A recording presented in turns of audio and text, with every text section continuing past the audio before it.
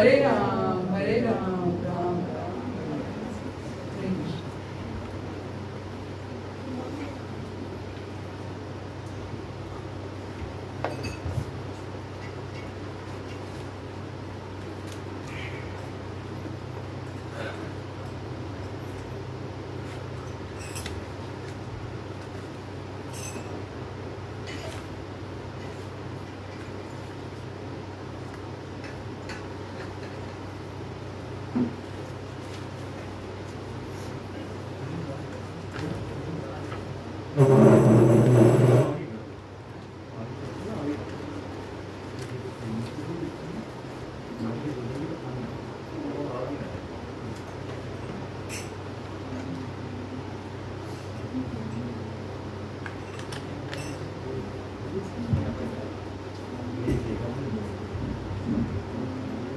हरे कृष्ण।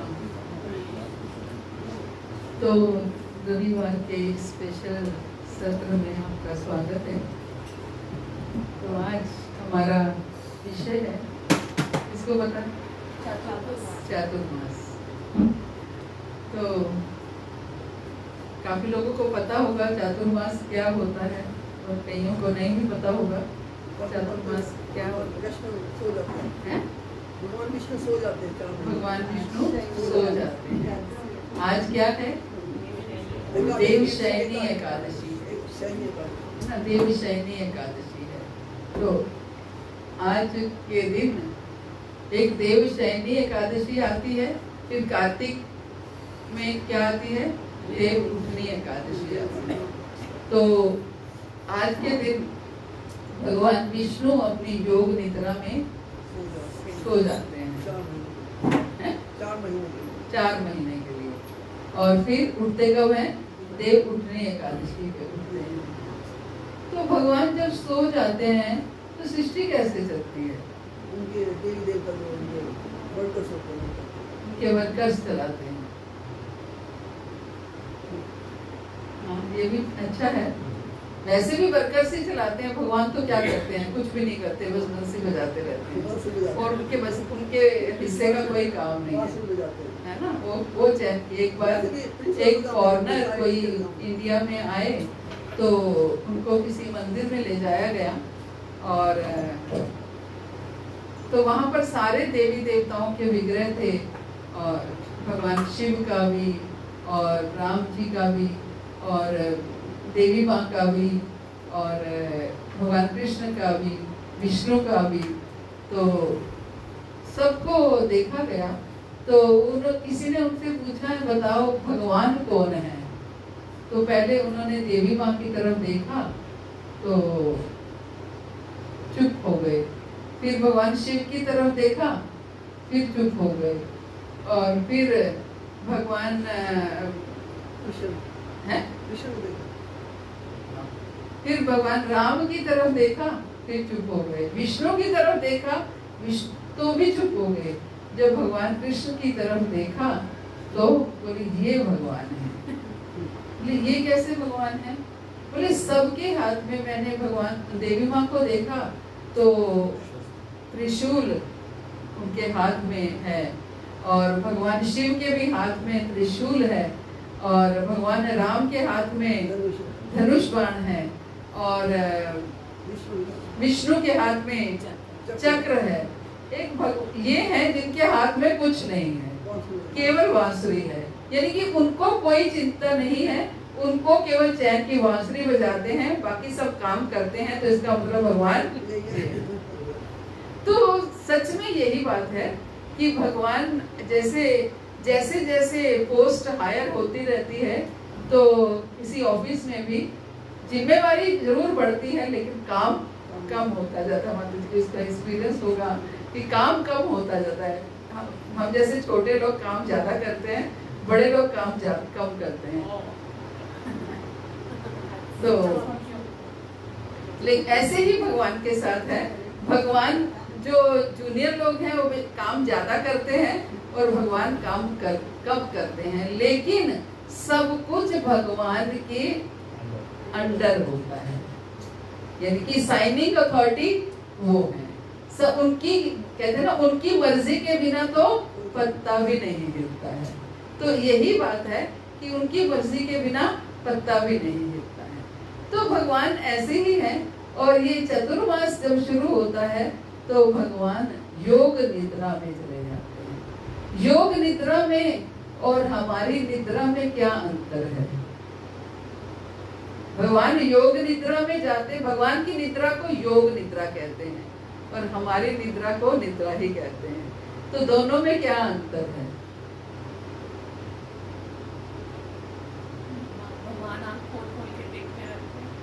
भगवान आंख खोल खोल के नहीं देखते हैं, आंखें तो बंद रहती हैं, लेकिन सब कुछ पता होता है ना। एक जैसे वो मक्कार से नहीं होते कि आंखें बंद हैं लेकिन अंदर से सब जाग रहे हैं। तो अंदर से उन्हें सब पता है ना, सब कुछ देख रहे हैं वो, लेकिन आंखें केवल बंद है। योग निद्रा का अर्थ है कि भगवान के काम चल रहे हैं, भगवान का काम कोई नहीं रुका है ना। काम भगवान कर रहे हैं लेकिन आंखें केवल बंद है, सो रहे हैं, सोते सोते भी काम कर रहे हैं। भगवान का मुख्य काम क्या है?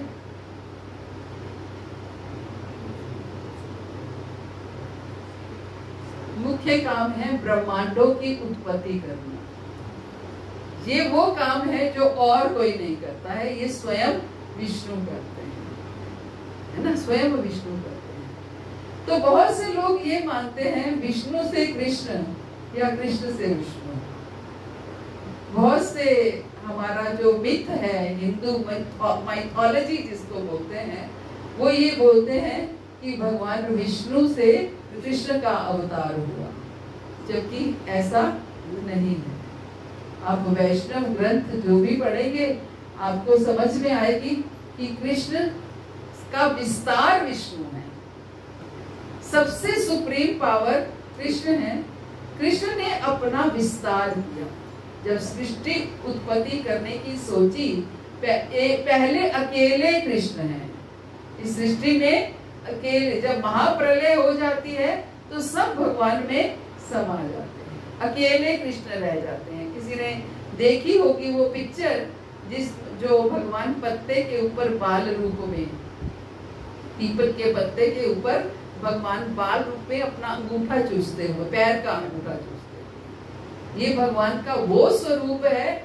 जब सारी सृष्टि समाप्त हो जाती है, अकेले भगवान का वो स्वरूप रहता है ना।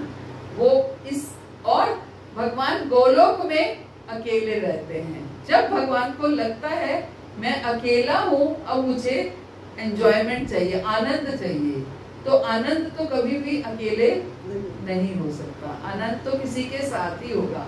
आप अकेले बंद कमरे में बैठोगे तो कभी भी आनंद नहीं ले पाओगे। आनंद किसी के साथ ही होगा। तो भगवान ने अपना विस्तार किया, है ना, अपना विस्तार किया।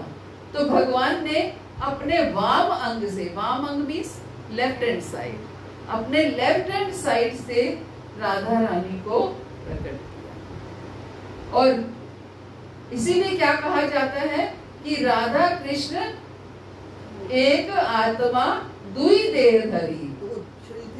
शरीर एक दो है, आत्मा एक है। राधा और कृष्ण में कोई अंतर नहीं है। इसलिए बहुत सारे लोग ये पूछते हैं कि कृष्ण ने राधा से विवाह क्यों नहीं किया। ये बहुत लोगों का प्रश्न होता है। हालांकि ऐसा नहीं है, राधा से ही विवाह किया, लेकिन इस संसार में ऐसा लगा कि वो राधा से विवाह नहीं किया। क्यों? क्योंकि राधा और कृष्ण जब एक हैं तो अपने आप से विवाह नहीं कर सकते, तो वो एक ही हैं। उन्होंने ही अपना विस्तार किया और वाम अंग से राधा रानी को प्रकट किया और दाएं हाथ से संकर्षण प्रकट किए। संकर्षण आपने देखा होगा कि जो महाविष्णु के ऊपर शेष नाग की शैया होती है, आपने देखा होगा पिक्चर्स में, हमारे यहाँ पे नहीं है ना शायद। तो शेष नाग जो है वो संकर्षण है। और संकर्षण से means Balram ji, right hand side से, राइट संकर्षण संकर्षण का विस्तार जो है वो बलराम जी मीन्स विष्णु को प्रकट किया। अपने राइट साइड से विष्णु प्रकट किए, लेफ्ट हैंड साइड से राधा रानी प्रकट की। इसका मतलब क्या है कि विष्णु, कृष्ण और राधा रानी सब एक ही हैं। इसलिए कोई भेद नहीं है कि ये विष्णु है, विष्णु का अवतार कृष्ण है, कृष्ण का अवतार विष्णु है, इसलिए कोई भेद नहीं है। विष्णु भी भगवान है, कृष्ण भी। बहुत सारे लोग कहते हैं, जब हम तुलसी प्रणाम मंत्र बोलते हैं तो बहुत सारे लोग कहते हैं वृंदाय तुलसी देवे प्रियाय केशवस्य च कृष्ण भक्ति प्रदे देवी सत्यवतै नमो नमः। वृंदाय तुलसी देवे प्रियाय केशवस्य च विष्णु भक्ति प्रदे देवी सत्यवतै। कोई अंतर नहीं है कृष्ण में और विष्णु में, कोई अंतर नहीं है। बस अंतर ये है कि जैसे मोमबत्ती जल रही है तो हमारे पास 1000 मोमबत्तियां हैं, तो हम पहले क्या करते हैं, माचिस से एक मोमबत्ती जला लेते हैं, फिर उसी मोमबत्ती से बाकी सारी मोमबत्तियां जला लेते हैं। तो क्या होता है, मूल मोमबत्ती एक जली, उससे सारी मोमबत्तियां जल गई। ऐसे ही है, कृष्ण एक मूल भगवान है, ईश्वर परमा कृष्ण सच्चिदानंद विग्रह अनादिरादि गोविंद सर्व कारण कारण। अनादिरादि, अनादि काल से आदि भगवान वो है ना, आदि भगवान वो है। उसके बाद उन्होंने अपना विस्तार किया। विस्तार किया राइट हैंड से विष्णु, लेफ्ट हैंड से राधा रानी। राइट हैंड से विष्णु, फिर विष्णु को भी 3 हिस्सों में बांटा गया। विष्णु भी हम केवल विष्णु जानते हैं, विष्णु भी 3 हो गए। सबसे जो मूल विष्णु उत्पन्न हुए वो कारणोदक्षाई विष्णु कहलाए। कारणोदक्षाई विष्णु, जिसको महाविष्णु भी कहते हैं। जो योग निद्रा में जाते हैं वो महाविष्णु जाते हैं, सभी जाते हैं, लेकिन जहां जो बात होती है विष्णु की वो महाविष्णु की होती है। तो महाविष्णु सबसे पहले महाविष्णु, फिर महाविष्णु से अपना क्या करते हैं कि जब वो श्वास ले छोड़ते हैं, जब वो श्वास छोड़ते हैं तो जितने जब भी श्वास छोड़ते हैं उनके हर रोम कूप में से ब्रह्मांड निकलते हैं। ब्रह्मांड किसे कहते हैं, जिसे यूनिवर्स कहते हैं।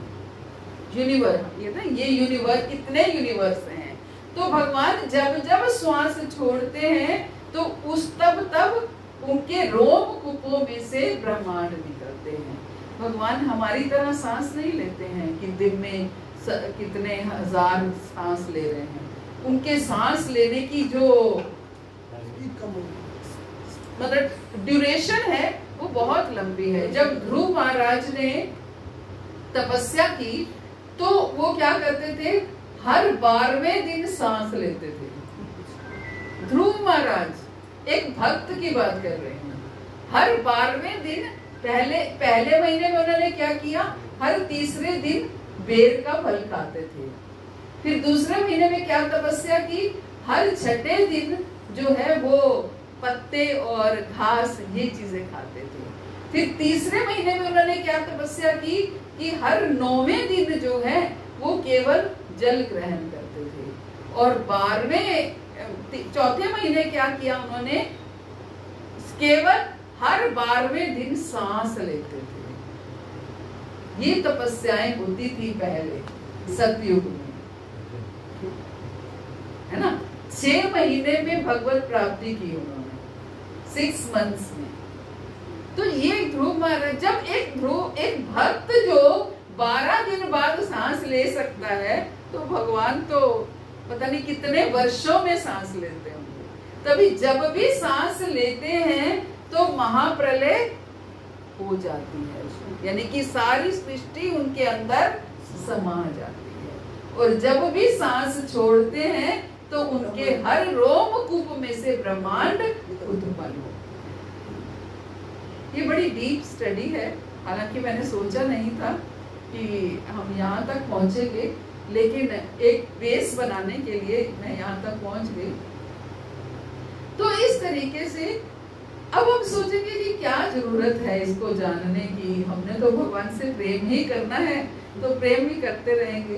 तो जब हम ये सब सुनते हैं तो हमारा प्रेम गाढ़ हो जाता है ना, प्रेम गाढ़ हो जाता है। प्रेम गाढ़ कैसे हो जाता है कि हम किसी व्यक्ति को जानते हैं, हमें वो व्यक्ति अच्छा लगता है ना, लेकिन जब हम उसके बारे में सुनते हैं, उसने इतने बड़े बड़े कारनामे कर रखे हैं, इतना अच्छा उसने ये अवार्ड जीत रखा है, वो अवार्ड जीत रखा है, वो हमेशा फर्स्ट क्लास फर्स्ट आता रहा है, वो IAS टॉपर रहा है, तो हमारा उसके प्रति प्रेम और श्रद्धा और बढ़ जाती है ना, और बढ़ जाती है।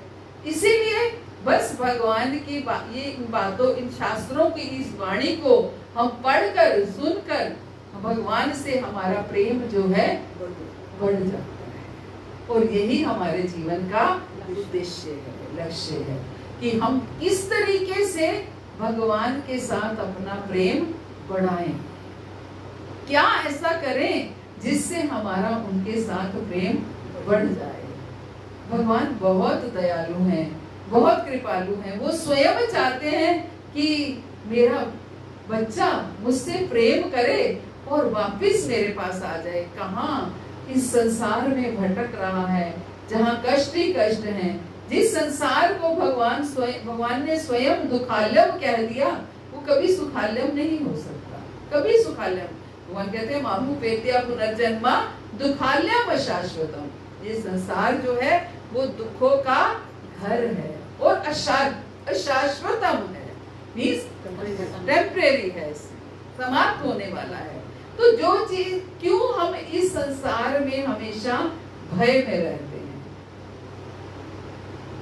क्यों भय में रहते हैं? क्योंकि हमें पता है कि ये संसार टेम्परेरी है, समाप्त होने वाला है।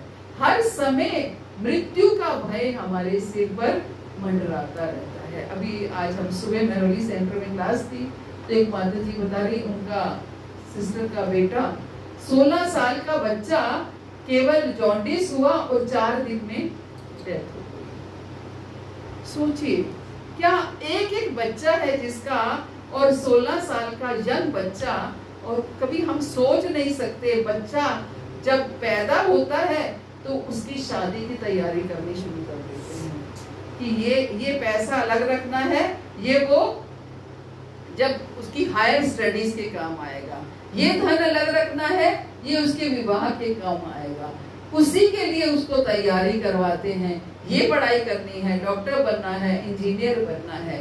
पता नहीं होता कि वो पढ़ेगा भी या नहीं पढ़ेगा। जरूरी नहीं है कि वो बच्चा पढ़ेगा ही, पर ये नहीं पता होता, लेकिन फिर भी हम उसके लिए तैयारी करवाते हैं।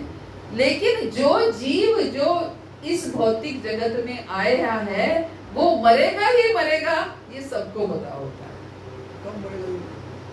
कब मरेगा ये नहीं पता, लेकिन आया है तो मरेगा, जाएगा, ये हम सबको पता है। लेकिन उसकी तैयारी हम बिल्कुल नहीं कराते, है ना। जो जीव आया है वो जाएगा ही, लेकिन कैसे जाना, हम आए हैं और जाना भी है, तो कम से कम आए ही हैं, तो कम से कम जहां आए हैं उसका लाभ उठाए, तभी हमारी बुद्धिमत्ता है। हम बुद्धिमान कब क्या कहलाएंगे? जब हम जिस जगह पर गए हैं, अगर हम लाइब्रेरी में गए और लाइब्रेरी में जाकर के हमने कोई बुक नहीं पढ़ी तो क्या फायदा, है ना। अगर हम हॉस्पिटल में गए और हम बीमार भी हैं और जाकर के हमने मेडिसिन नहीं ली तो क्या फायदा। तो हम आ चुके हैं यहाँ पर और ये संसार दुखालयम है, ये भी पता है, तो निकलने का रास्ता भगवान ने साथ में निकलने का रास्ता भी बताया है ना, साथ में ही बताया है कि क्या क्या करना है। शास्त्र भेजे, गुरु भेजे, आचार्य भेजे, संत महात्मा भेजे, सब कुछ भेजा, भक्त भेजे हमें बताने के लिए। लेकिन हमें सबकी बात तो ऑथेंटिक लगती है। कोई हम बुक्स में जब पढ़ते हैं कि ये मोहनजोदड़ो की सभ्यता है, ये हड़प्पा संस्कृति है, ये मुस्लिम्स ने ये किया, आकर हम सब बात पर तो विश्वास कर लेते हैं। कुछ भी हमने आंखों से नहीं देखा, लेकिन फिर भी हम विश्वास करते हैं। हम देखते सुनते हैं कि पहले दिया सलाई नहीं होती थी, माचिस नहीं होती थी, ऐसे ऐसे पत्थर से पत्थर टकरा करके अग्नि जलती थी, तो हम इन बातों पर विश्वास करते हैं। देखा तो नहीं ना हमने अपनी आंखों से, केवल सुना है, केवल पढ़ा है, उस बातों पर हम विश्वास कर लेते हैं। लेकिन शास्त्र जो हमारे सामने आए हैं, शास्त्र हमें क्या बताते हैं, शास्त्र क्या कह रहे हैं, इस बात पर हम विश्वास नहीं करते। उस बात पर हम ये कहते हैं किसने देखा, किसने बताया, अगला जन्म किसने देखा, अगले जन्म में क्या होने वाला है किसको पता, किसी ने नहीं देखा, लेकिन शास्त्रों ने देखा है। क्योंकि शास्त्र जिन्होंने लिखे हैं, शास्त्र स्वयं भगवान के द्वारा आए हैं, और जिन्होंने भी लिखे हैं, कह दीजिए वेद व्यास जी ने लिखे हैं, तो वेद व्यास जी कोई एक साधारण व्यक्ति नहीं है, स्वयं भगवान का अवतार है ना। तो इसलिए हमें ये बातें समझनी है कि कैसे हमारा ये भगवान योग निद्रा में कैसे जाते हैं। तो ये जो 4 महीने होते हैं, इन 4 महीनों में भगवान योग निद्रा में चले जाते हैं, लेकिन केवल रेस्ट कर रहे होते हैं। काम उनके, ब्रह्मांड उत्पत्ति का काम उनका चलता रहता है, सारे काम उनके चलते रहते हैं। हम जो सोते हैं तो हमें तो ये भी पता नहीं होता कि घर में कोई चोरी करके ले जाए, हमें कोई होश नहीं है ना, क्योंकि हम तो ऐसे सोते हैं। लेकिन भगवान योग निद्रा में सोते हैं, इसलिए भगवान की निद्रा को योग निद्रा कहा गया है और हमारी निद्रा को निद्रा कहा गया है। तो ये 4 महीने कौन कौन से होते हैं? आषाढ़ से लेके आषाढ़, उसके बाद सावन, उसके बाद भादो, और उसके बाद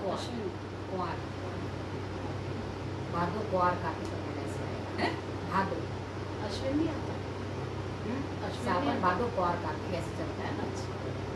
भादो के बाद अश्विन आएगा ना, उसे आप लोग अश्विन कहते हैं, अश्विन कहते हैं हम तो। अभी ये क्या चल रहा है, आषाढ़ चल रहा है ना। अब चतुर्मास जो शुरू होगा श्रावण से शुरू होगा। कोई लोग पूर्णिमा से, जैसे हम लोग पूर्णिमा से ही मानते हैं, तो पूर्णिमा से श्रावण शुरू हो जाएगा। तो ये श्रावण, पहला महीना सावन होता है, उसके बाद भादो, उसके बाद अश्विन, और उसके बाद कार्तिक। ये 4 महीने जो हैं ये चतुर्मास के होते हैं। तो भगवान इन 4 महीनों में योग निद्रा में जाते हैं।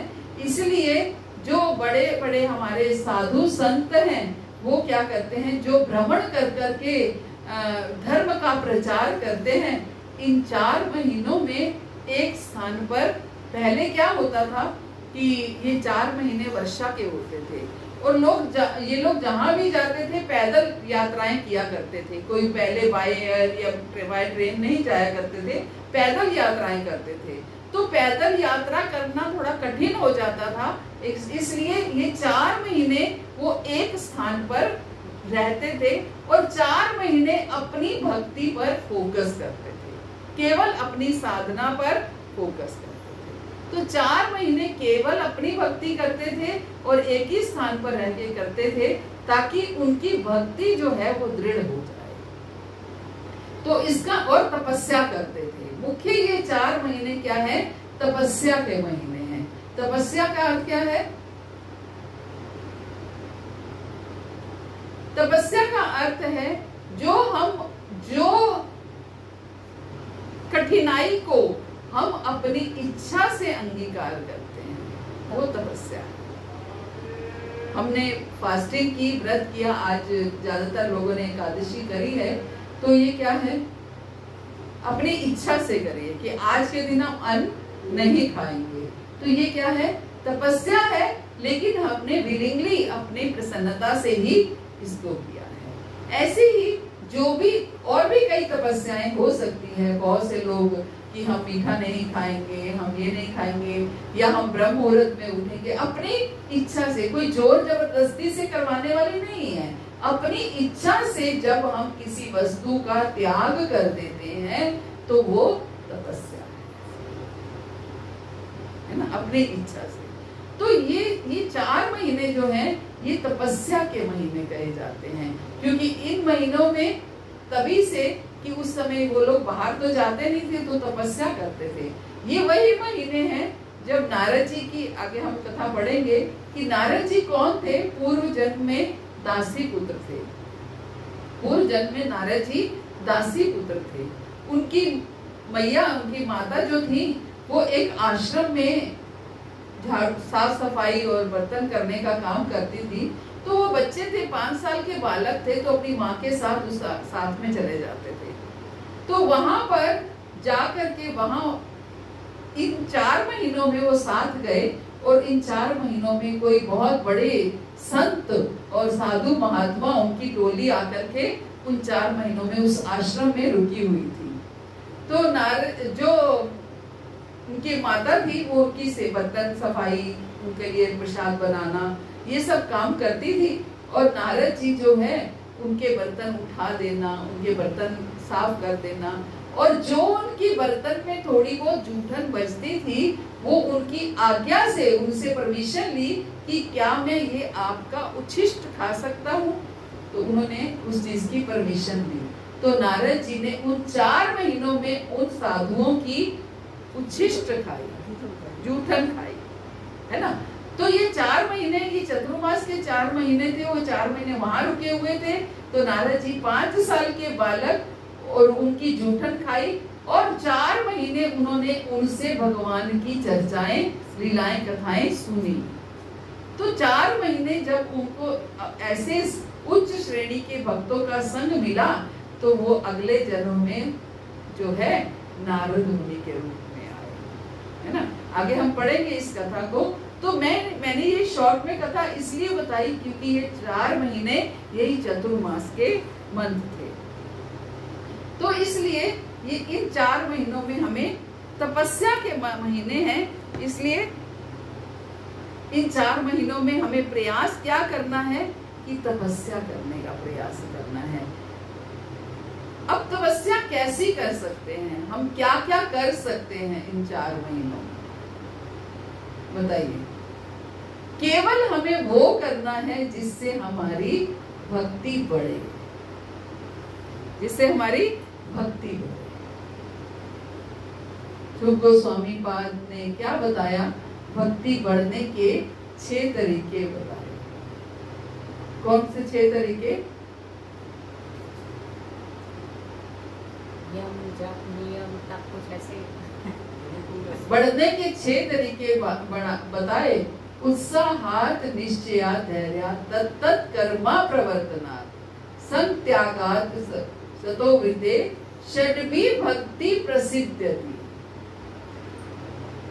ये 6 तरीके उन्होंने भक्ति के बढ़ने के बताए, और 6 तरीके वो बताए जिससे हमारी भक्ति कम हो सकती है। बढ़ने के कौन से बताए? उत्साहात। उत्साहात मतलब उत्साह में रहना है, कि हमें उत्साह होना चाहिए। और आप देखिए कि इन 4 महीनों में ही सारे त्योहार आ जाते हैं, तो व्यक्ति उत्साह में रह सकता है ना। अभी शुरुआत ही गुरु पूर्णिमा से शुरुआत होती है ना। गुरु पूर्णिमा से शुरुआत होती है, तो हमारी भक्ति वैसे ही थोड़ी सी, जो जिन लोगों ने गुरु पद आश्रय धारण किया है, वो तो वैसे ही उत्साह में रहते हैं। जिन्होंने नहीं भी धारण किया, कोई ना कोई जीवन में जैसे गुरु होते ही हैं, तो उनके लिए वो तैयारी करते हैं, उत्साह में रहते हैं, कुछ अच्छा करते हैं।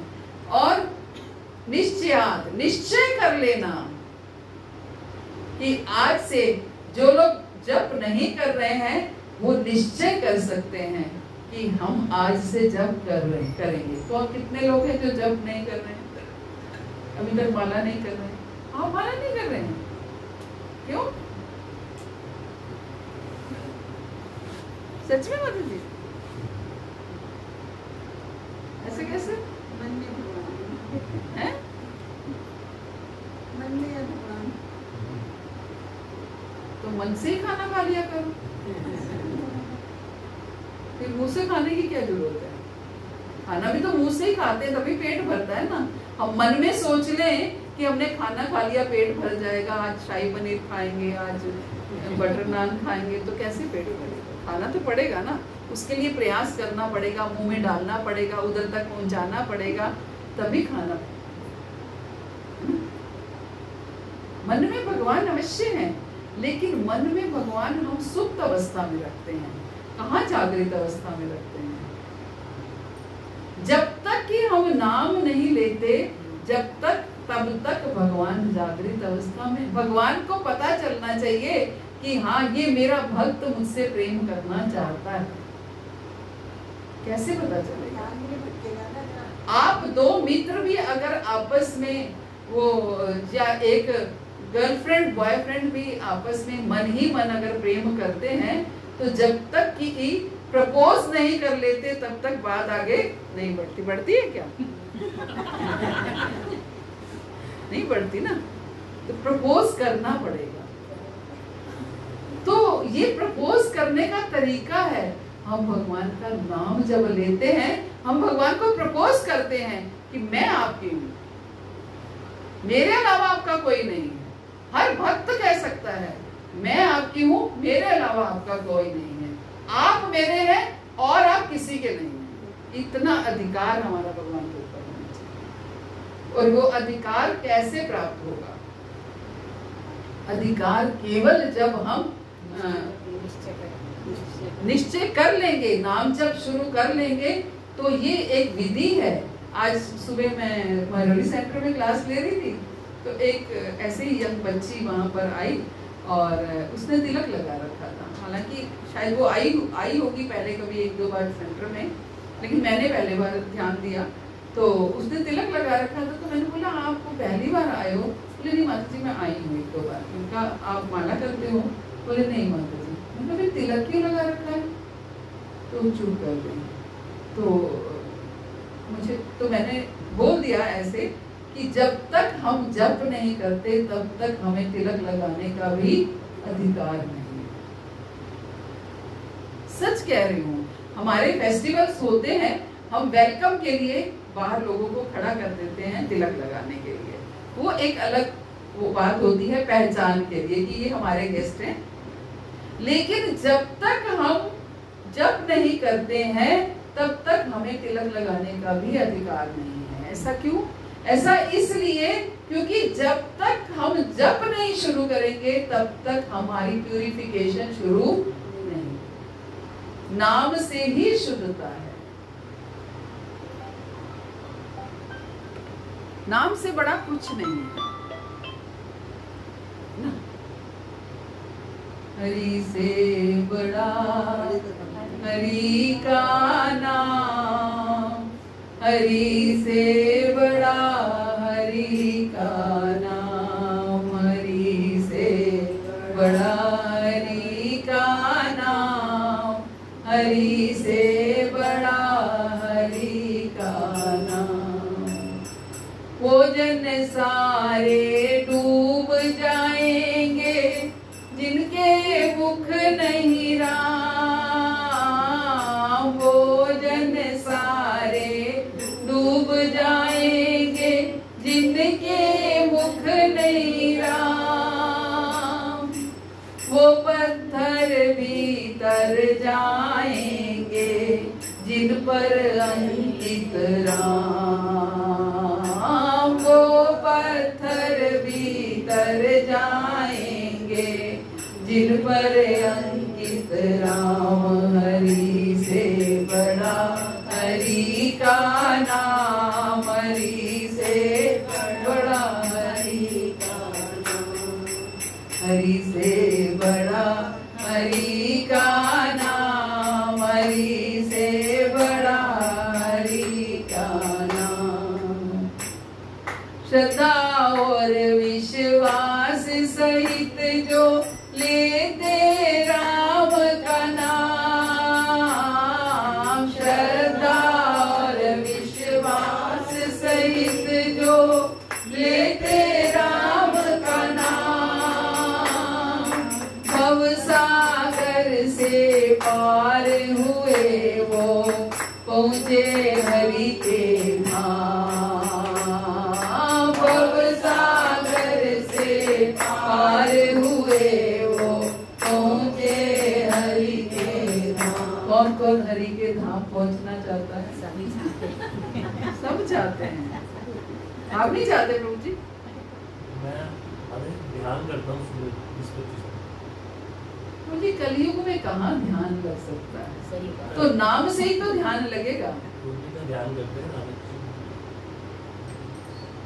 सही कह रहे हैं। मैं भी बहुत प्रयास करती हूँ, 2 घंटे साधना करती हूँ सुबह 4 बजे से 6 बजे तक, लेकिन ध्यान नहीं लगा पाती हूँ क्योंकि कलयुग है, कली का कलमश है, नहीं ध्यान लग सकता। ठीक है, कभी एक आधे मनके पर, कभी एक आधी माला पर ध्यान लग जाता होगा, लेकिन हम ऐसे कहें कि हम ध्यान नहीं लगा सकते हैं, नहीं लगा सकते। ये हम अपने आप को धोखा दे रहे हैं कि हम ध्यान लगाते हैं, नहीं लगा पाते हैं। सॉरी टू से, लेकिन आप लगा पा रहे हैं, बहुत अच्छी बात है, आप लगाइए, लेकिन साथ में अगर नाम भी ले लेंगे तो क्या बुराई है ना? साथ में अगर नाम भी लिया जाएगा तो कोई बुराई नहीं है। हमारे शास्त्र चिल्ला चिल्ला करके कह रहे हैं, कलयुग केवल नाम आधारा, सिमर सिमर नर उतरे पारा। कलयुग का आधार नाम है। कलयुग केवल ध्यान आधारा होता तो हमें पहले बता दिया जाता कि कलयुग केवल ध्यान आधारा, नहीं बताया गया। नाम से ही ध्यान लगेगा। पहले नाम पर ध्यान जाएगा, फिर रूप पर ध्यान जाएगा, फिर गुण पर ध्यान जाएगा, फिर लीला पर ध्यान जाएगा। ये सीक्वेंस है। आपको पता है, ये सीक्वेंस शास्त्रों में बताई गई है कि पहले आप नाम लो, नाम को सुनने का प्रयास करो, उस पे ध्यान लगाओ, फिर रूप पर ध्यान लगाओ। नाम नहीं लोगे तो रूप भी कैसे ध्यान में आएगा? जब हम किसी के बारे में बात करते हैं, किसी मित्र के बारे में, कोई दूर देश में कोई मित्र है, उसके बारे में जैसे ही बात करते हैं, उसका नाम लेते ही उसकी पिक्चर हमारी आंखों के आगे आ जाती है ना? कि फलां फलां व्यक्ति की बात है तो उसकी पिक्चर हमारी आंखों के आगे। तो ऐसे ही जब हम नाम लेते हैं तभी रूप भी ध्यान में आता है। तो पहला ध्यान नाम पे लगता है, दूसरा ध्यान रूप पे लगता है। फिर जब रूप ध्यान में आता है, फिर भगवान के गुण ध्यान में आते हैं। फिर जब गुण ध्यान में आते हैं, फिर उनकी लीलाएं ध्यान में आती हैं। लीला तक पहुंचना तो हम सबके किसी के भी बस का शायद ना हो, लेकिन नाम पर फोकस करना ये हम सब कर सकते हैं। इसलिए नाम बहुत आवश्यक है। तो मेरी तो यही प्रार्थना रहेगी, भले ही आप अभी तक और भी कोई होगा जो नाम नहीं लेता होगा, अभी तक भले ही ना लेते हो, लेकिन इस चतुर्मास को हाथ से मत जाने दीजिए, क्योंकि परीक्षित महाराज को तो 1 सप्ताह का समय मिला था कि 1 सप्ताह में उनकी मृत्यु हो जाएगी। तो उन्होंने 1 सप्ताह में ही इतना कुछ कर लिया कि दिन रात बैठ करके भागवत श्रवण किया, भक्तों का संग किया, तो उनका 1 सप्ताह में कल्याण हो गया। हमें तो 1 सप्ताह का भी नहीं पता है, 1 दिन का भी नहीं पता है कि कब हम जाने वाले हैं। तो इसलिए ये चतुर्मास बहुत स्पेशल चतुर्मास है। इसलिए हमने एक भी दिन इसका व्यर्थ ना किए बिना हम जरूर इस चतुर्मास का लाभ उठाएंगे, क्योंकि ये कहा जाता है कि चतुर्मास में अगर हम रोज 16 माला हमें कहा जाता है करने के लिए, तो रोज 16 माला करते हैं, लेकिन चतुर्मास में अगर हम 1 माला करते हैं तो 100 माला का फल मिलता है। इतना प्रभावशाली होता है चतुर्मास। और 16 माला करेंगे तो कितनी माला का फल मिलेगा? 1600 माला का। इसका मतलब ये नहीं कि आप उतने 16 ही करनी है तो 1 माला से ही 100 माला का फल मिल जाएगा, तो 1 ही माला कर दो। इसलिए बोला गया है कि आप चतुर्मास में एक साधना के महीने हैं, ये तपस्या के महीने हैं। हम इनको पूरे साधन अच्छे से साधन करना है ना? अच्छे से साधन करता है। जो गलतियां हम पूरा साल करते आए हैं, वो गलतियां हम कम से कम इन 4 महीने में ना करें। एक केवल 4 महीने अगर हम, एक गर्भवती स्त्री होती है तो क्या होता है, वो यही सोचती है कि कम से कम 9 महीने में ये अच्छे से अपनी टेक केयर कर लूं, अच्छे से खान पान, अच्छी एक्सरसाइज, जो भी उसको डॉक्टर बताती है वो सब करती है। क्यों? क्योंकि उसको ये पता है कि ये 9 महीने अगर मैं अपना ध्यान रख लूंगी तो मेरे शरीर को भी लाभ होगा और मेरे आने वाले बच्चे के भी शरीर को स्वस्थ शरीर है ना, स्वस्थ शरीर होगा।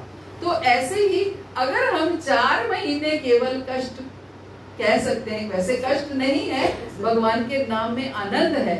कष्ट अपनी इच्छा से अगर हम लेकर के तपस्या कर लेते हैं तो उन 4 महीने की तपस्या से हमारा जीवन भर का हमें आनंद मिल सकता है ना, जीवन भर का आनंद मिल सकता है।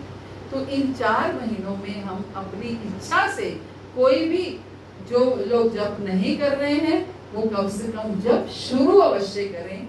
जो 16 माला से कम कर रहे हैं वो प्रयास करें कि 16 माला पूरी कर पाएं, और जो 16 माला ऑलरेडी कर रहे हैं वो प्रयास करें कि हम माला बढ़ा दें ताकि थोड़ा थोड़ा हम और भगवान की तरफ हमारा समय, हमारी चेतना केवल भगवान की तरफ लगनी शुरू हो। अभ्यास प्रैक्टिस करनी है हमें इस चीज की, क्योंकि हम प्रैक्टिस करेंगे, अदरवाइज इस चीज का अभ्यास नहीं करेंगे तो क्या होगा, माया हम तो हमेशा तैयार बैठी है।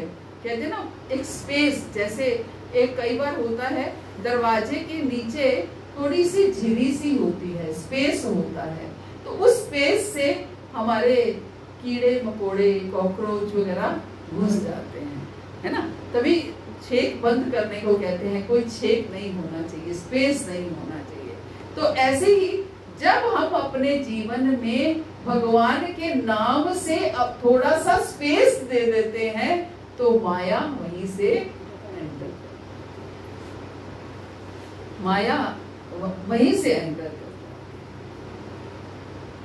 और अर्जुन ने भी बोला, देवी एषा गुणमयी मम माया दुरत्यया मामेव ये प्रपद्यन्ते माया मेताम तरन्ति। भगवान ने अर्जुन को बताया, है ना, क्या बताया कि देवी ऐसा गुणमयी मम माया दुरत्यया, ये मेरी 3 गुणों वाली माया जो है ये बड़ी दुष्ट है, बड़ी दुष्ट है। लेकिन ये नहीं कि हम इसको पार नहीं कर सकते। मामेव ये प्रपद्यन्ते, जो मेरी शरण में आ जाता है वो इससे पार हो जाता है।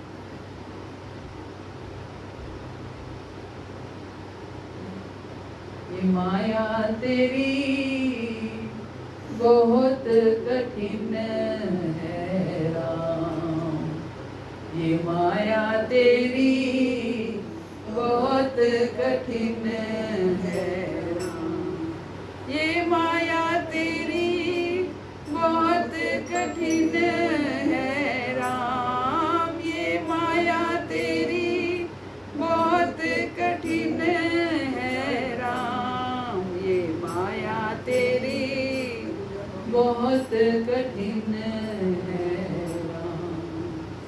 रक्त मांस हड्डी के ढेर पे मड़ा हुआ है चाम। कभी थोड़ी सी भी चमड़ी उखड़ जाए तो क्या लगता है, घिन सी आती है। कोई जख्म हो जाए, कोई कट लग जाता है, अंदर से खून अगर वो बिगड़ जाए तो पस, तो इस तरीके से चमड़ी थोड़ी सी भी उखड़ जाती है तो अपना ही शरीर घिनौना लगता है ना, क्योंकि अंदर क्या है, रक्त मांस हड्डी, यही तो है ना। रक्त मांस हड्डी के ढेर पे मड़ा हुआ है चाम, एक चमड़ी चढ़ी हुई है सुंदर, मैं बहुत सुंदर हूँ, गोरी चुट्टी बहू लानी है ना, है अंदर तो वही रक्त मांस और रक्त मांस हड्डी के ढेर पे मड़ा हुआ है चाम, देख उसी की सुंदरता हो जाती नींद हराम। बड़े बड़े ऋषि मुनियों की नींद हराम हो जाती है। ये माया है। हम कहें माया क्या है, माया कोई ऐसे कोई स्त्री हमारे सामने आकर नहीं खड़ी हो जाएगी।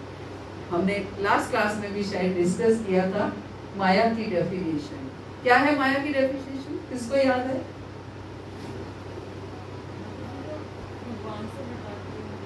जो चीज भी हमें भगवान से दूर करती है वो माया है। जो चीज भी, धन के बारे में हम सोचते रहते हैं तो धन माया है, बच्चों के बारे में सोचते रहते हैं तो बच्चे माया हैं, परिवार के बारे में सोचते हैं तो परिवार माया है। कोई भी चीज जो हमें भगवान से दूर करती है, जो हमारी चेतना को भगवान से हटाकर किसी और चीज में लगा देती है, तो माया है। कभी कभी हम क्या करते हैं, रास्ते में जा रहे हैं, कोई पोस्टर दिख गया तो दिमाग में पोस्टर की, फिर उसके पिछली सारी याद आने लगी। मूवी देखी, 3 घंटे मूवी देखी, चली 30 घंटे वो हमारे दिमाग में। क्या है? माया। जो चीज हमें भगवान से दूर करती है वो माया है। तो इसलिए इस माया से हमें, ये माया एंटर कहाँ से होती है? जैसे मैंने बताया कि झिरी में से कॉकरोच और ये सब आ जाते हैं, कि कीट पतंगे आ जाते हैं, ऐसे ही माया को जब हम स्पेस देते हैं, यानी कि जीवन में भगवान के नाम से हम जब हटते हैं, भगवान की सेवा से जब हम हटते हैं, तो माया को स्पेस मिल जाता है, स्पेस मिल जाता है एंटर करने। अदरवाइज अगर हम इतने व्यस्त हैं तो माया को स्पेस कहाँ से मिलेगा? मिलेगा ही नहीं। अगर आपकी दिनचर्या सुबह 3:30 से शुरू होती है, रात को 10-11 बजे तक चलती है, नॉन स्टॉप चलती है, तो माया कहाँ से एंटर करेगी? नहीं एंटर करेगी। लेकिन जहां आप थोड़े से रिलैक्स होके बैठे, सोचा चलो थोड़ा सा टीवी ऑन कर लेते हैं, टीवी में ऐड आ गई कि ये टूथपेस्ट में नमक, क्या आता है, नमक कम या ज्यादा? नमक है, हाँ जो भी। तो मन में क्या है, मेरी टूथपेस्ट में तो नमक नहीं है, तो अब मुझे वो टूथपेस्ट चाहिए इसमें नमक होना चाहिए। दिन को तो मैं उल्टा भी बोल सकती हूँ, मतलब ऐसा मैंने सुन रखा है, मुझे तो बहुत साल हो गए टीवी में देखे हुए। नहीं कभी, बहुत साल हो गए, बहुत साल, कम से कम 15 साल तो हो ही गए होंगे।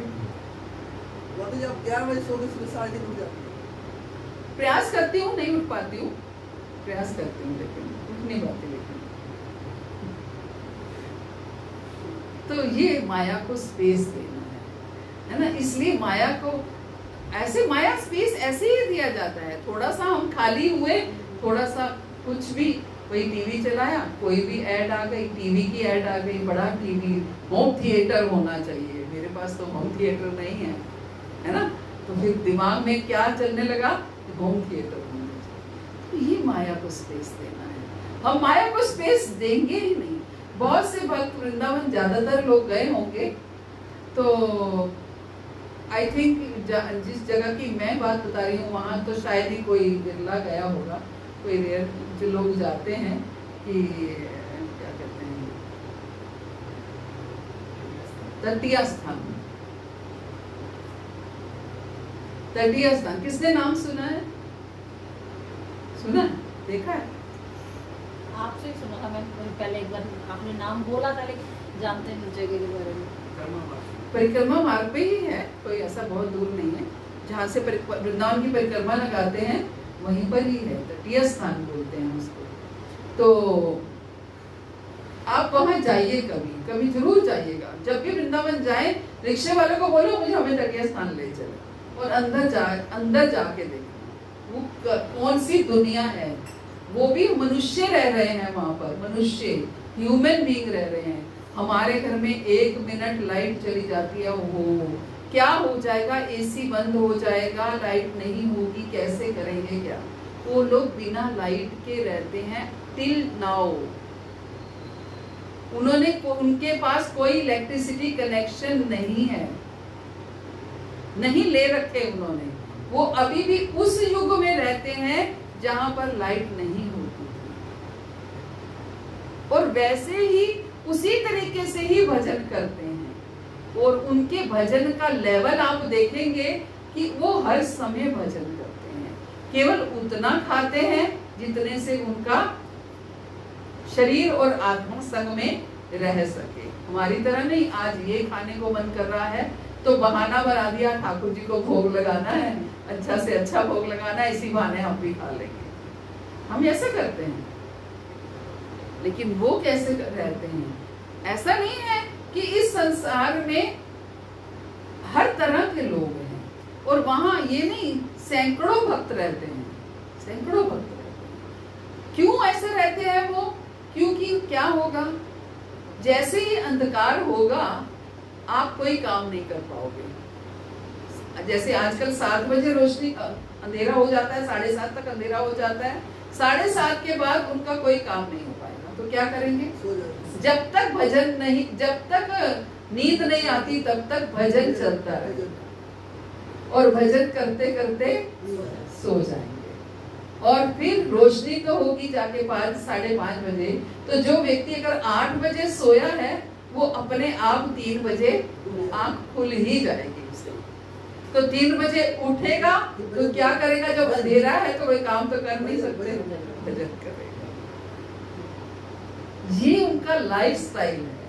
हम कहते हैं ना हमारा लाइफस्टाइल ये बन गया, हम तो अब रह ही नहीं सकते। ये हमारे ऊपर है कि हम अपना लाइफस्टाइल कैसे बनाएं। बहुत से भक्त मुझे कहते हैं आप कैसे करते हो? अब तो चलो महीना हुआ तो रिटायरमेंट हुई, पहले सर्विस में भी थे, जॉब में भी थे, तो सुबह से लेके रात तक ऑफिस से सीधा मैं जाती थी क्लास पे। सब लोग जानते हैं अच्छे से, सीधा क्लास पे जाती थी, वहां पर क्लास ली और रात को 7:30 पौने 8 में घर पहुंचती थी। 8 बजे से मेरी ऑनलाइन क्लास होती है, आज भी होती है। 9 बजे तक ऑनलाइन क्लास होती है, उसके बाद क्वेश्चन आंसर सेशन करते हुए 9:15 साढ़े 9 बज जाती है। 9:30 के बाद मैं सोचती हूँ कि अब मुझे भोग क्या लगाना है। फिर मैं उस समय कोई भी ऑफरिंग जो भी बनानी होती है आधे घंटे में ऑफरिंग बनाती हूँ, भगवान को भोग लगाती हूँ, सुलाती हूँ, खुद चाहे उनके सोने के बाद जो भी खाना है खा के फिर हम सोते हैं।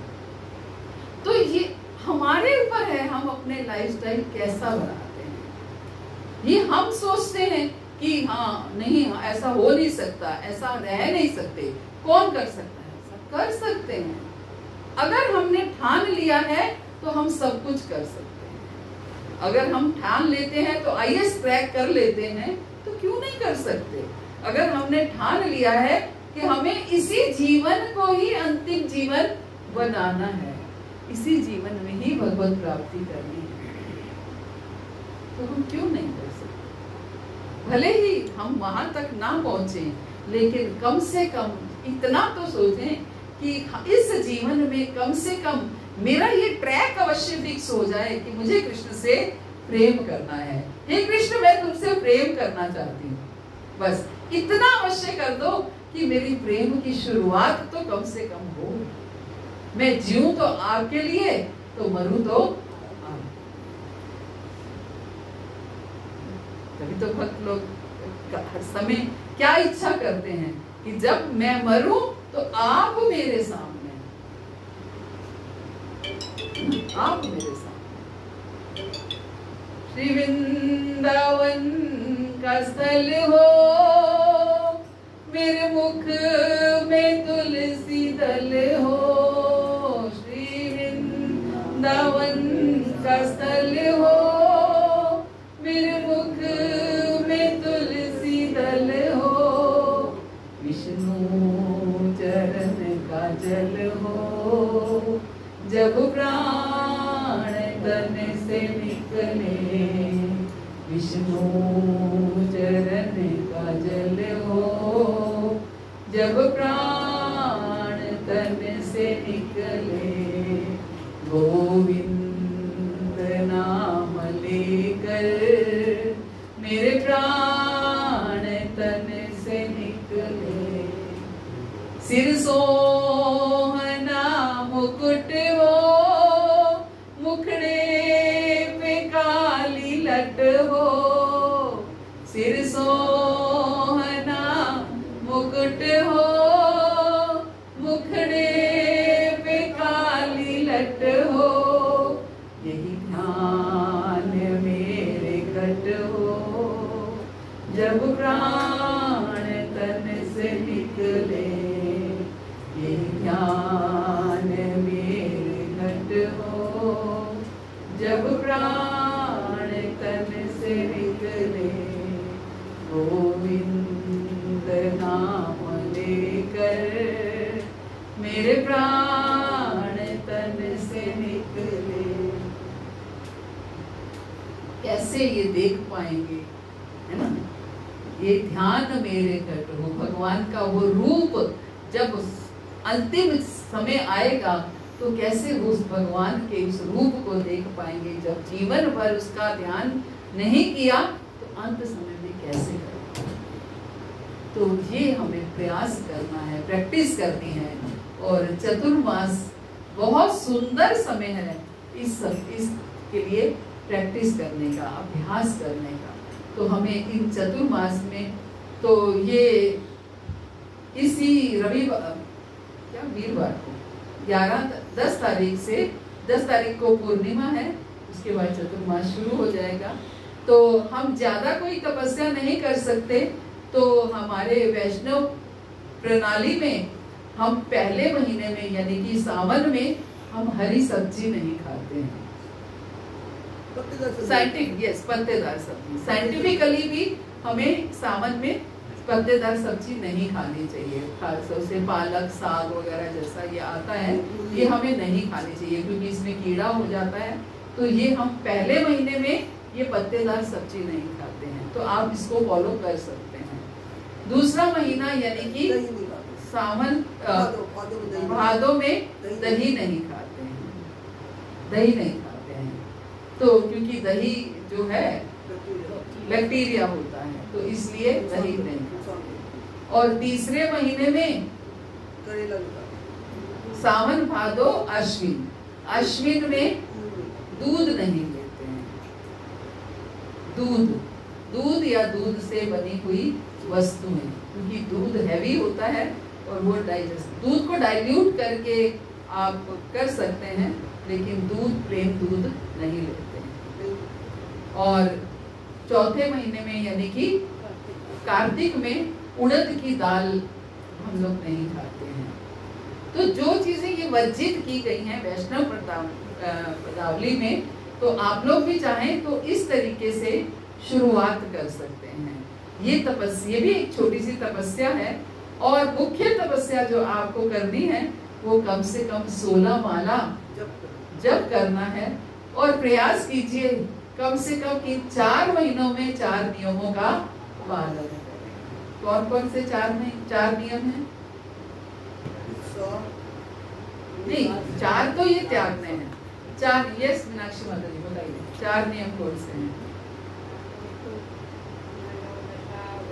सबसे पहला मांसाहार नहीं करना। कम से कम इस 4 महीने में मांसाहार मत करें।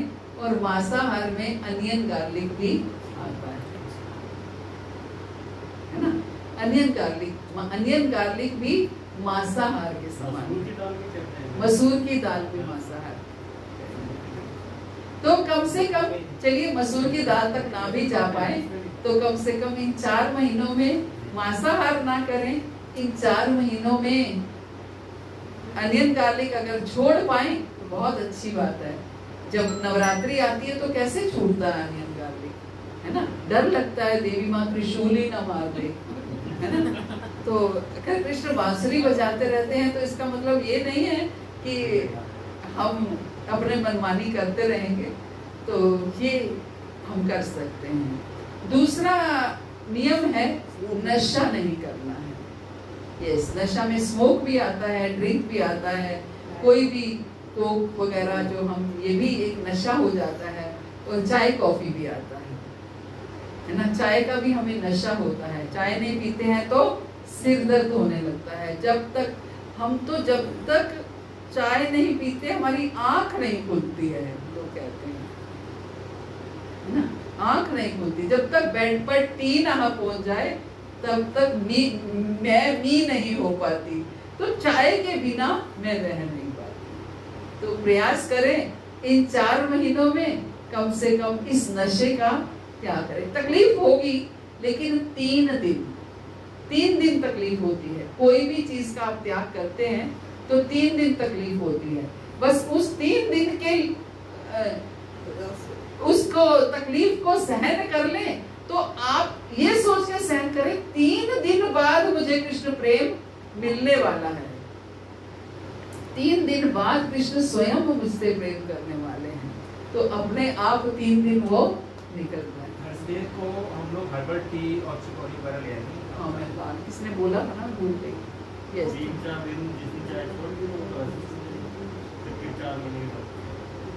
नहीं ये तो ठानना है ना। तो ये चतुर्मास, तभी तो मैंने चतुर्मास 4 महीने कम से कम ये नियमों का पालन करेंगे। क्या? पहला मांसाहार यानी कि अनियन गार्लिक भी, दूसरा नशा यानी कि चाय कॉफी भी, और तीसरा जुआ नहीं खेलना है। ये तो ज्यादातर लोग नहीं खेलते हैं, लेकिन बहुत से लोग शेयर मार्केट ये वो करते रहते हैं।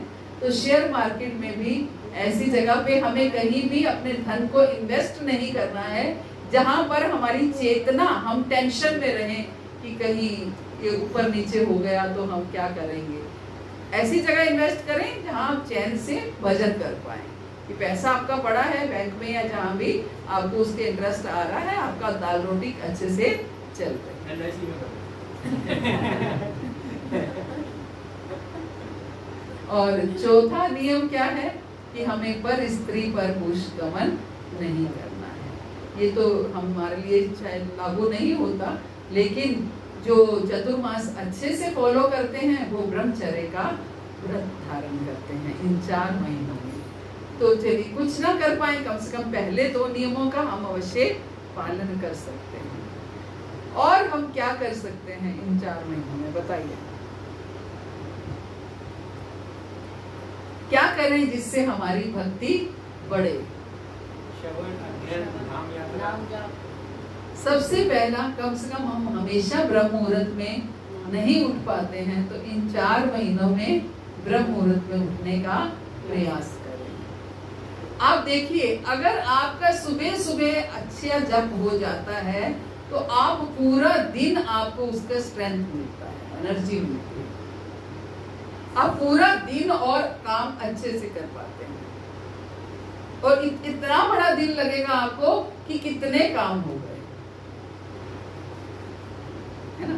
तो 4 महीने में कम से कम ब्रह्म मुहूर्त में उठने का प्रयास करें और अच्छा जप करें, अध्ययन करें, प्रयास करें कि अध्ययन करें।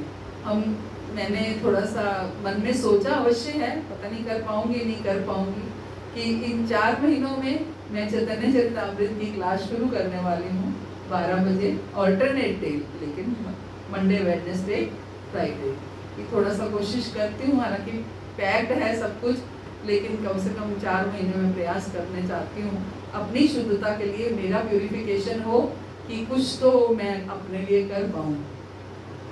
तो ये प्रयास हमें करना है, ज्यादा से ज्यादा अध्ययन, ज्यादा से ज्यादा श्रवण। पूरा दिन आप जो भी काम कीजिए साथ में सुनते रहिए, सुनते रहिए। सुन सुन के, कहते हैं यूं ही कहते सुनते बातों बातों में प्यार हो जाएगा, बातों बातों में प्यार। यही तो करना है हमें, प्यार ही तो करना है भगवान से।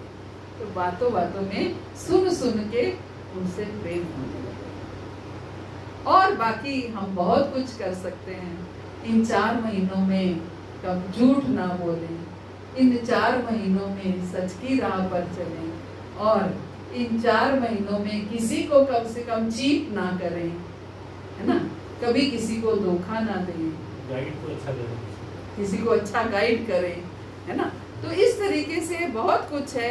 हम 4 महीनों की जो 8 एकादशी आएंगी, उन 8 एकादशी को हम और अच्छे से कर सकते हैं। इस तरह बहुत सारी चीजें हैं जो हम कर सकते हैं। भागवत की स्तुतियां आती हैं, गजेंद्र मोक्ष है, कुंती महारानी है, कई स्तुतियां हैं। हम स्तुतियों का पठन पाठन करें, और बहुत से भक्त दंडवत करते हैं कि हम कम से कम रोज 50 बार दंडवत करें, 10 बार दंडवत करें, 100 बार दंडवत करें। दंडवत की एक संख्या निर्धारित कर ले। दंडवत का अर्थ समझते हैं ना, कि भगवान को स्त्रियां लेट के नहीं करती हैं, स्त्रियां पंचांग से करती हैं। पंचांग मीन्स 5 अंगों से, पुरुष अष्टांग से करते हैं। ये शैली है ना। पुरुष अष्टांग दंडवत करते हैं और स्त्रियां पंचांग दंडवत करती हैं। पंचांग मतलब 5 अंगों से, मीन्स 2 हाथ, 2 घुटने और 1 माथा। तो ये 5 अंग हमारे टच होने चाहिए दंडवत करते हुए। और पुरुष क्या करते हैं? अष्टांग करते हैं, यानी कि 2 हाथ, 2 पैर और 2 उनके साथ में कंधे भी टच हो। क्योंकि स्त्रियों को वक्षस्थल जो है वो भूमि पर टच करने की अनुमति नहीं है, कि वक्षस्थल जो है भूमि पर टच नहीं होना चाहिए। तो इसलिए पंचांग प्रणाम किया जाता है, पुरुष अष्टांग प्रणाम करते हैं। तो इस तरीके से हम दंडवत की संख्या निर्धारित कर सकते हैं। हालांकि बड़ा कठिन होता है, कभी कभी तो भगवान को ऐसे ही टरका देते हैं कि ठीक है, शरीर इतना नहीं चलता है कि टांगे दुख रही हैं, घुटने दुख रहे हैं, ज़्यादा नहीं कर पाएंगे। लेकिन हम कोई भी हार्ड एंड फास्ट कुछ नहीं है। करने वाले तो बहुत साधना करते हैं, 4 महीने भूमि पर सोते हैं, 4 महीने एक टाइम खाते हैं, 4 महीने जो है मीठा नहीं खाते। बहुत कुछ तपस्या हम कर सकते हैं, लेकिन हम क्या कर सकते हैं, ये हमें खुद अपना ही बॉडी के अकॉर्डिंग फिक्स करना है। तो इसलिए हमें मुख्य जो फोकस करना है वो डूज पर ज्यादा करना है, डोंट्स पर कम करना है। कि हम ये ना करें, हम मीठा ना खाएं, हम ये ना खाएं। और बेटर है कि हम डूज पर करें, कि हम 16 माला करें, 4 नियमों का पालन करें, अध्ययन करें, श्रवण करें, अपना समय ज्यादा से ज्यादा भगवान की सेवा में लगाएं। तो मुख्य तौर पे ये तपस्या का महीने हैं और इन 4 महीनों में हमें तपस्या करनी है। और तपस्या जब तक हम तप नहीं करते हैं तब तक प्रेम पाना मुश्किल है। माँ बच्चे को पालती है तो कितना तप करती है, खुद गीले में सो कर के बच्चे को सूखे में सुलाती है, तभी बच्चे का माँ से प्रेम ज्यादा होता है। जिसकी जितनी तपस्या उतना उसका प्रेम है ना। तो तपस्या जितनी करेंगे उतना भगवान से प्रेम प्राप्त करेंगे। जो जिसकी सेवा करता है उसी का प्रेम पाता है। तो बस ये तपस्या के महीने हैं, तो हमें प्रयास करना है इन 4 महीनों में हम पूरी तरह से भगवान की तरफ पूरी जी जान से इन 4 महीनों में लग जाएं। और देखिए सारे त्योहार भी इन 4 महीनों में आते हैं माया के रूप में। आप तपस्या करना चाहेंगे, बीच में रक्षाबंधन आएगा कि अब क्या करें, भाई के घर भी जाना है ना, वहां पे खान पान भी करना है, सारा दिन गपशप भी मारनी है। तो कहाँ आपकी साधना जाएगी उस दिन? उस दिन की साधना का क्या होगा जब आप रक्षाबंधन पे भाई के घर जाएंगे? तो साथ में माया भगवान ने साथ दी है फेस्टिवल्स के रूप में, लेकिन फिर भी हम उसके साथ भी हम अपने मन में अगर ठान लेंगे तो कर पाएंगे। हरे कृष्णा। श्री प्रभुपाद की जय, महाराज की जय, आप सब भक्तों की जय। तो किसी का